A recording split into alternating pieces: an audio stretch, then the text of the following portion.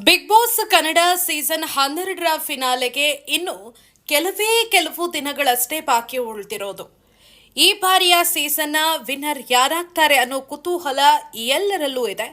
ಅದರಲ್ಲೂ ಕೂಡ ಮುಂಚೂಣಿಯಲ್ಲಿ ಒಂದಷ್ಟು ಹೆಸರುಗಳು ಕೇಳಿ ಬರ್ತಾ ಇದೆ.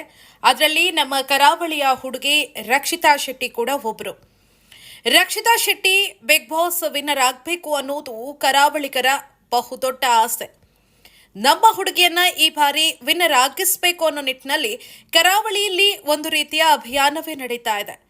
ಅದರಲ್ಲೂ ಕೂಡ ಕರಾವಳಿಯ ಮಂದಿ ಸಿಕ್ಕಾಪಟ್ಟೆ ರಕ್ಷಿತಾ ಶೆಟ್ಟಿ ಅವರಿಗೆ ಸಪೋರ್ಟ್ ಮಾಡ್ತಾ ಇದ್ದಾರೆ. ನಿಮಗೆಲ್ಲ ಗೊತ್ತೇ ಇದೆ ಸ್ನೇಹಿತರೆ, ಕರಾವಳಿಯ ಮಂದಿ ಈ ಸಿನಿಮಾ ಅಥವಾ ಸ್ಟಾರ್ಗಳು, ಸೆಲೆಬ್ರಿಟಿಗಳು ಅಂದರೆ ಕೊಂಚ ದೂರ. ಅವರಿಗೆ ಅಭಿಮಾನ ಇದ್ರೂ ಕೂಡ ಅದನ್ನು ಅಂಧಾಭಿಮಾನವಾಗಿ ತೋರಿಸ್ಕೊಳ್ಳೋದಿಲ್ಲ. ಇಷ್ಟ ಇದ್ರೂ ಕೂಡ ಅದು ಮನಸ್ಸಿನಲ್ಲಷ್ಟೇ. ಅತಿರೇಕದ ವರ್ತನೆ, ಅಭಿಮಾನದ ಹೆಸರಲ್ಲಿ ಅವರು ತೋರೋದಿಲ್ಲ. ಯಾರೇ ಬರಲಿ, ದೊಡ್ಡ ದೊಡ್ಡ ಸೆಲೆಬ್ರಿಟಿಗಳು ಜಸ್ಟ್ ನೋಡಿ ಸುಮ್ಮನಾಗ್ತಾರೆ ಹೊರತು ಬೇರೆ ಕಡೆಗಳಲ್ಲಿ ಇದ್ದ ಹಾಗೆ ಅಂಧಾಭಿಮಾನವನ್ನ ತೋರಿಸೋದಿಲ್ಲ. ಆದರೆ ಈ ಬಾರಿ ರಕ್ಷಿತಾ ವಿಚಾರದಲ್ಲಿ ಅದು ಸುಳ್ಳಾಗಿದೆ.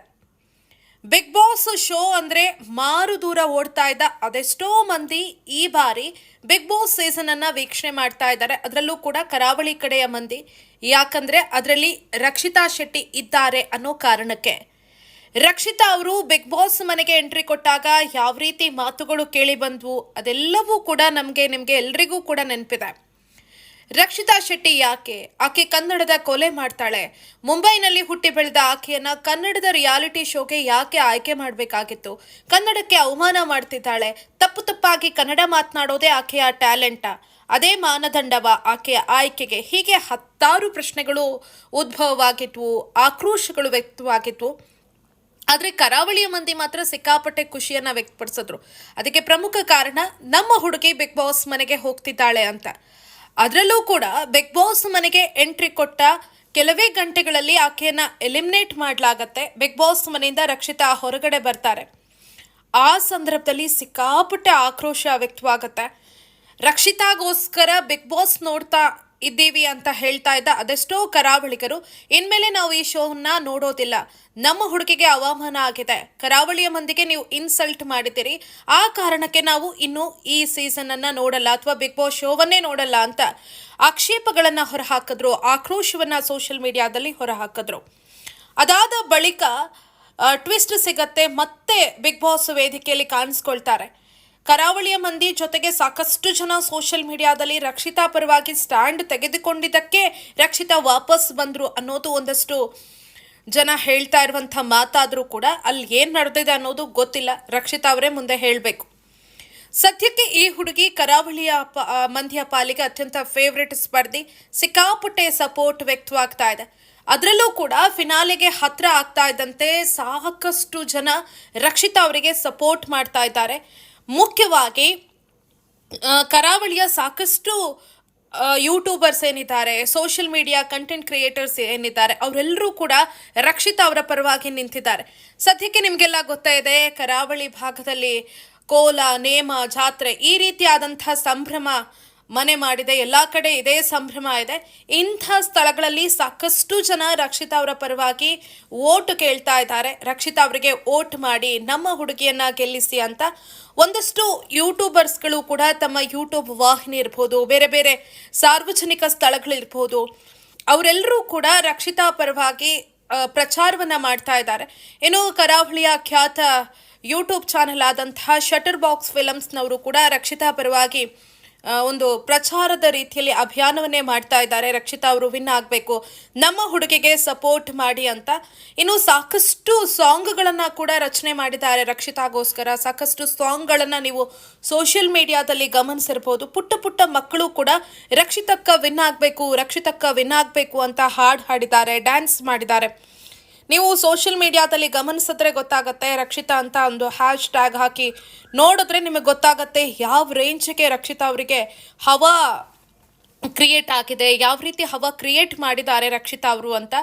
ರಕ್ಷಿತಾ ಮೇ ಬಿ ಈ ಸೀಸನ್ ಅಲ್ಲಿ ವಿನ್ ಆಗದೇ ಇದ್ರೂ ಕೂಡ ವಾಪಸ್ ಬಂದಾಗ ಅವರಿಗೆ ಸಿಗುವಂತ ಆ ಸ್ವಾಗತ ಇದೆಯಲ್ಲ, ಅದನ್ನ ಇಮ್ಯಾಜಿನ್ ಮಾಡ್ಕೊಳ್ಳೋದಕ್ಕೂ ಕೂಡ ಸಾಧ್ಯ ಇಲ್ಲ. ಅಷ್ಟರ ಮಟ್ಟಿಗೆ ಜನ ಅವರಿಗೆ ಬೆಂಬಲವನ್ನ ವ್ಯಕ್ತಪಡಿಸ್ತಾ ಇದ್ದಾರೆ. ನಮ್ಮ ಹುಡುಗಿ ವಿನ್ನರ್ ಆಗಬೇಕು ಅನ್ನೋ ನಿಟ್ಟಿನಲ್ಲಿ ಎಲ್ಲ ರೀತಿಯಾದಂತಹ ಪ್ರಯತ್ನಗಳನ್ನ ಮಾಡ್ತಾ ಇದ್ದಾರೆ.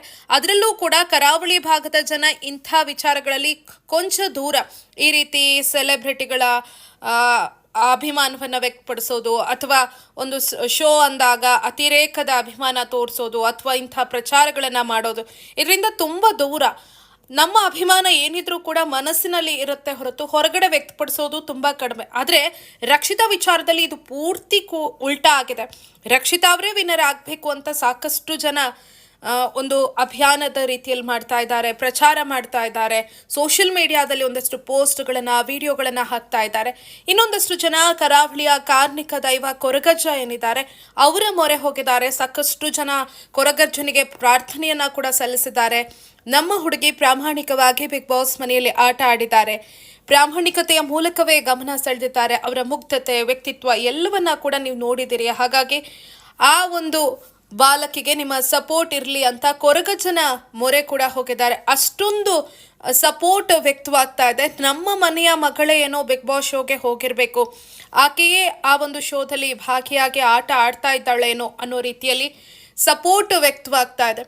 ನಿಜಕ್ಕೂ ಬಿಗ್ ಬಾಸ್ ಮನೆಯಲ್ಲಿ ಗಿಲ್ಲಿಯನ್ನು ಹೊರತುಪಡಿಸಿದ್ರೆ ಬೇರೆ ಯಾರಿಗೂ ಕೂಡ ರಕ್ಷಿತಾಗೆ ಸಿಕ್ಕಿದಷ್ಟು ಸಪೋರ್ಟ್ ಸಿಗ್ತಾ ಇಲ್ಲ. ಗಿಲ್ಲಿ ಅವರಿಗೂ ಕೂಡ ಒಂದಷ್ಟು ಸಪೋರ್ಟ್ ವ್ಯಕ್ತವಾಗ್ತಾ ಇದೆ. ಆದರೆ ಕರಾವಳಿ ಭಾಗದಲ್ಲಿ ರಕ್ಷಿತಾ ಅವರೇ ಟಾಪ್ನಲ್ಲಿದ್ದಾರೆ. ಸಾಕಷ್ಟು ಜನ ಅವರಿಗೆ ಸಪೋರ್ಟನ್ನು ಮಾಡ್ತಾ ಇದ್ದಾರೆ, ಒಂದಷ್ಟು ಸಜೆಷನನ್ನು ಕೂಡ ಕೊಡ್ತಾ ಇದ್ದಾರೆ. ಕೋಪ ಮಾಡ್ಕೊಳ್ಬೇಡಿ, ಸುಮ್ಮನೆ ರಿಯಾಕ್ಟ್ ಮಾಡಬೇಡಿ, ಅದೇ ನಿಮಗೆ ಮೈನಸ್ ಪಾಯಿಂಟ್ ಆಗುತ್ತೆ. ಇಷ್ಟು ದಿನ ಚೆನ್ನಾಗಿ ಆಟ ಆಡ್ತಾ ಬಂದಿದ್ದೀರಾ, ಇನ್ನೂ ಕೂಡ ಅದೇ ಆಟವನ್ನು ಮುಂದುವರಿಸಿ ಅನ್ನೋ ಅಭಿಪ್ರಾಯಗಳನ್ನು ವ್ಯಕ್ತಪಡಿಸ್ತಾ ಇದ್ದಾರೆ. ಇನ್ನು ಒಂದಷ್ಟು ದಿನಗಳಲ್ಲಿ ಯಾರು ವಿನ್ನರ್ ಆಗ್ತಾರೆ ಅನ್ನೋ ಒಂದು ಕುತೂಹಲಕ್ಕೆ ತೆರೆ ಬೀಳುತ್ತೆ. ನಮ್ಮ ಕರಾವಳಿಯ ಹುಡುಗಿ ರಕ್ಷಿತಾ ಶೆಟ್ಟಿಯೇ ವಿನ್ನರ್ ಆಗಬೇಕು ಅನ್ನೋದು ಅವರ ಅಭಿಮಾನಿಗಳ ಬಯಕೆ. ಆ ಬಯಕೆ ಈಡೇರುತ್ತೋ ಗೊತ್ತಿಲ್ಲ.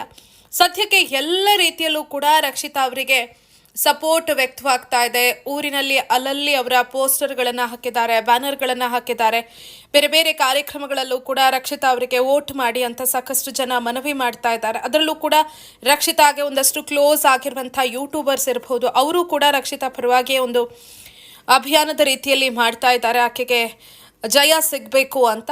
ಒಂದಷ್ಟು ಜನ ಆಕೆ ಆಲ್ರೆಡಿ ಗೆದ್ದಾಗಿದೆ, ಇಷ್ಟೊಂದು ಅಭಿಮಾನ ಸಿಕ್ಕಿರೋದೇ ಆಕೆ ಗೆದ್ದಂತೆ, ಆಕೆ ಟ್ರೋಫಿ ತಾರದೇ ಇದ್ರೂ ಪರವಾಗಿಲ್ಲ, ಆಕೆ ಆಲ್ರೆಡಿ ಜನರ ಮನಸ್ಸನ್ನು ಗೆದ್ದಿದ್ದಾಳೆ. ಯಾವತ್ತೂ ಕೂಡ ಬಿಗ್ ಬಾಸ್ ಅಂತ ಒಂದು ಹೆಸರು ಕೇಳಿದಾಕ್ಷಣ ನಮಗೆಲ್ರಿಗೂ ಕೂಡ ರಕ್ಷಿತಾ ಶೆಟ್ಟಿ ನೆನಪಾಗ್ತಾರೆ ಅನ್ನೋ ಮಾತನ್ನು ಕೂಡ ಹೇಳ್ತಾ ಇದ್ದಾರೆ.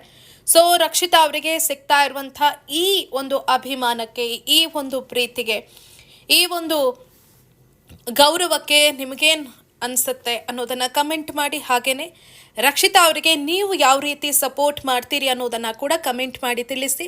ಮುಂದಿನ ವಿಡಿಯೋದಲ್ಲಿ ಸಿಗೋಣ. ನಮಸ್ಕಾರ.